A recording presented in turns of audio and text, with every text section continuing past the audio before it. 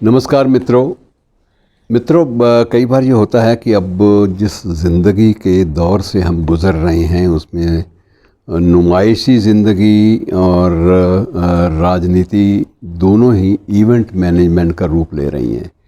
अब हर चीज़ को एक इवेंट मैनेजमेंट के रूप में लिया जाता है, चाहे वो साहित्यिक कोई कृति हो। वो वक्त गया कि एक कृति आती थी, उसका लोकार्पण होता था, उस पर चर्चा होती थी। लेकिन अब चर्चा, लोकार्पण, ये सारी बातें इवेंट मैनेजमेंट ने अपने खाते में डाल ली हैं। अब किसी भी अच्छी कृति जिसको लोकप्रिय बनाना हो, उसका प्रबंधन अक्सर ये इवेंट मैनेजमेंट वाले संभाल लेते हैं। बहरहाल आज मैं जिस एक शख्सियत की बात आपसे कर रहा हूँ, हमारे यहाँ शोध का कार्यक्रम बहुत देर से चला आ रहा है और शोधार्थी भी अलग अलग रूपों में अपने ढंग से विभिन्न साहित्यिक विषयों पर शोध करते रहे हैं।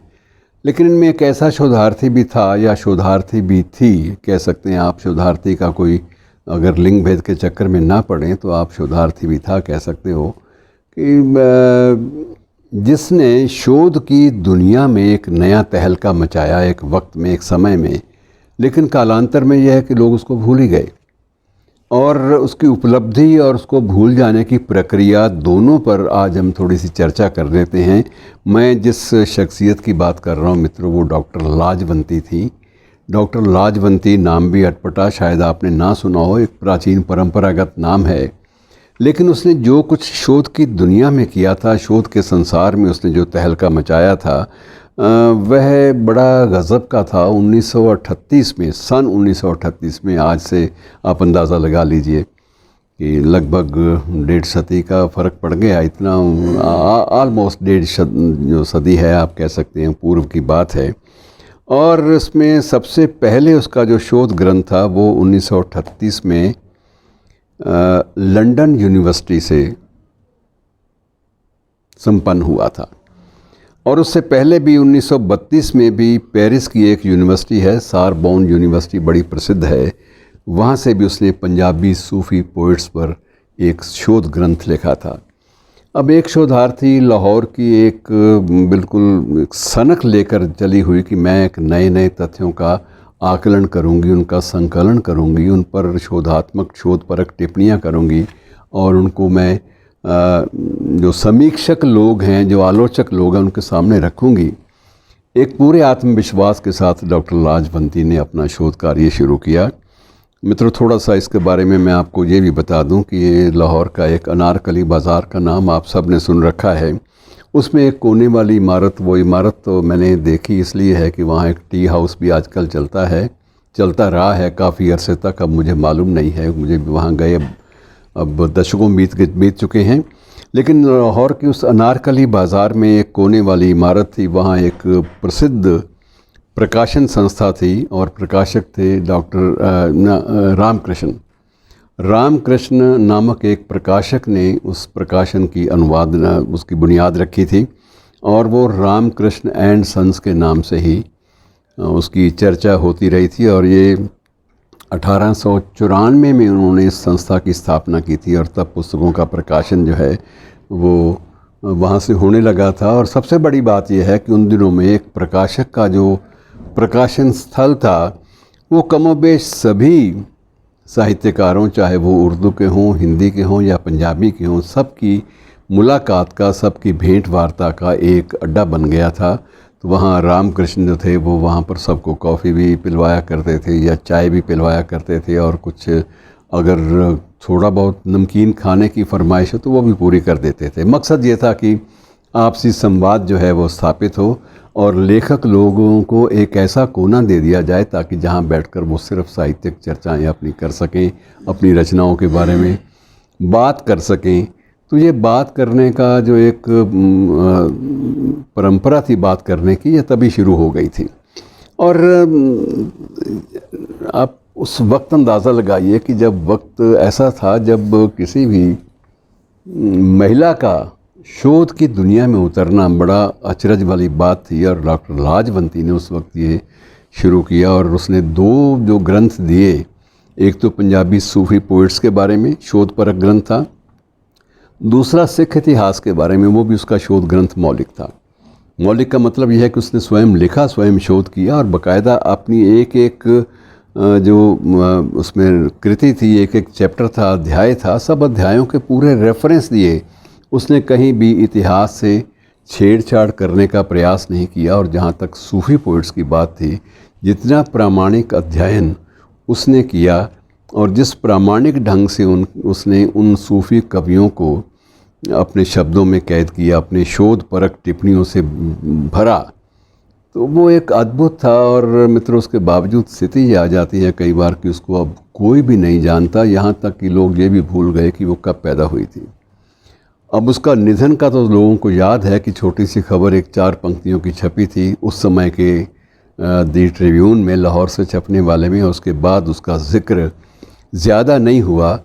मैं इस बात का ज़िक्र इसलिए करना चाहता हूँ कि एक स्थिति ऐसी होती है कि जब इतना ज़्यादा देन साहित्य के क्षेत्र में और साहित्यिक शोध के क्षेत्र में इतना ज़्यादा एक काम करने के बावजूद उसको हमने बड़ी आसानी से हाशिए पर सरका दिया। और सबसे जो दिक्कत वाली, जो तकलीफ़ दे बात थी, जो एक चुभती है बात कई बार की, जो समीक्षा की दुनिया में और शोध की दुनिया में इतने इतने विद्वान बड़े बड़े पड़े हैं, उन सब ने भी उसका ज़िक्र कभी भी सूफ़ी अध्ययन या सूफ़ी शोध के मामले में नहीं किया।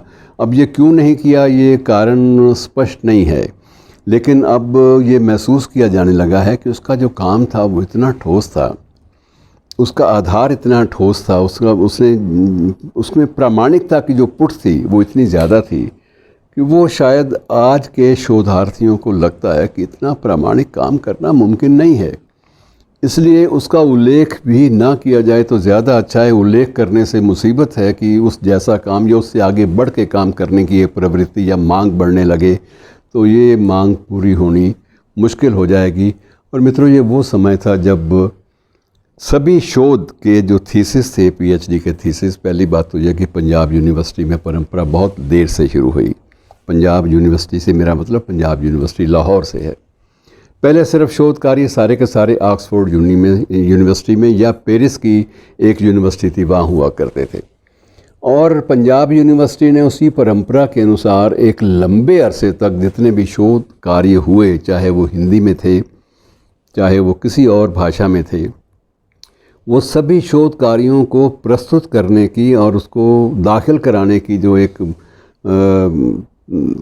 पद्धति थी वो यही थी कि वो शोध कार्य अंग्रेज़ी में टाइप होना चाहिए।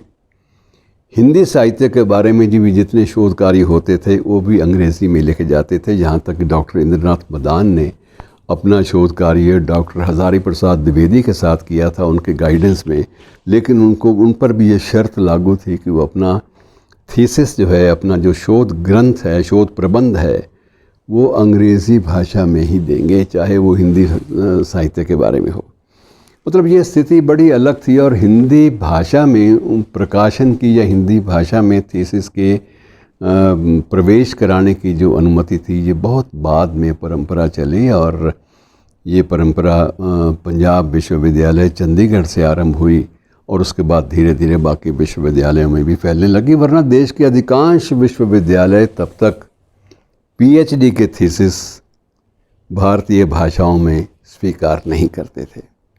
तब तक ये एक सनक थी कि जो शोध है, शोध कार्य पहले अंग्रेज़ी में होगा और उसके बाद उसका अनुवाद जो है वो हिंदी और अन्य प्रादेशिक भाषाओं में होगा। तो ये बड़ी विचित्र बात थी। ऐसे माहौल में लाजवंती ने अपना कार्य किया। और लाजवंती के बारे में जब हम रामकृष्ण एंड सन्स की बात करते हैं, प्रकाशक की बात करते हैं, तो लाजवंती वस्तुतः उसी प्रकाशक की बेटी थी। और ये पूरा का पूरा जो वहाँ एक और भी था, मिनर्वा बुक स्टोर हुआ करता था लाहौर में। मिनर्वा बुक स्टोर पे सभी प्रकाशनों की बिक्री होती थी और रामकृष्ण एंड सन्स के यहाँ प्रकाशन उनको अंतिम रूप दिया जाता था। तो एक प्रकार से 2 केंद्र बने हुए थे पूरे लाहौर में, जिसमें आप पूरे भारतीय उपमहाद्वीप के लेखक एकत्र भी होते थे और वहाँ पर ही अपनी मौलिक कृतियों के बारे में और अपनी अन्य कृतियों के बारे में चर्चा करते, वहीं पर छपने की बात होती। और जहाँ पैसे का लेन देन था, रामकृष्ण के बारे में ये था कि लाजवंती के पिता के बारे में तो ये तो पारिश्रमिक ज़रूर अपनी सामर्थ्य के मुताबिक देते थे, लेकिन इसके अलावा बाकी अन्य जो प्रकाशक थे उस वक्त लाहौर के, क्योंकि उस वक्त प्रकाशन का केंद्र लाहौर ही था, जालंधर, चंडीगढ़ या अन्य जो केंद्र हैं, दिल्ली भी इतना ज़्यादा विकसित नहीं था तब। ये है कि प्रकाशन के मामले में तो प्रकाशन का मुख्य केंद्र लाहौर था। तो वहाँ पर साहिर लुधियानवी ने एक बार स्वयं कहा था कि मेरी तल्खियाँ जो है उसके 35 एडिशन छपे और मुझे 35 रुपए भी किसी बेवकूफ़ ने नहीं दिए। तो ये एक प्रकार से अलग सी परिस्थिति थी, और ऐसी परिस्थिति में लाजवंती का जो शोध कार्य है वो आज भी प्रामाणिक माना जाता है। अब नए सिरे से कुछ एक शोधार्थियों ने उसके पुराने शोध कार्य, उसकी पुरानी फाइलें वो एकत्र की हैं और उनके प्रकाशन का काम आरंभ हुआ है धीरे धीरे। लेकिन इसकी जो प्रामाणिक जो पहली प्रति है वो सिर्फ़ एक अमृतसर के विश्वविद्यालय के म्यूज़ियम में ज़रूर मिल जाती है। म्यूज़ियम के अलावा बाकी प्रकाशित रूप में कहीं भी उपलब्ध नहीं थी।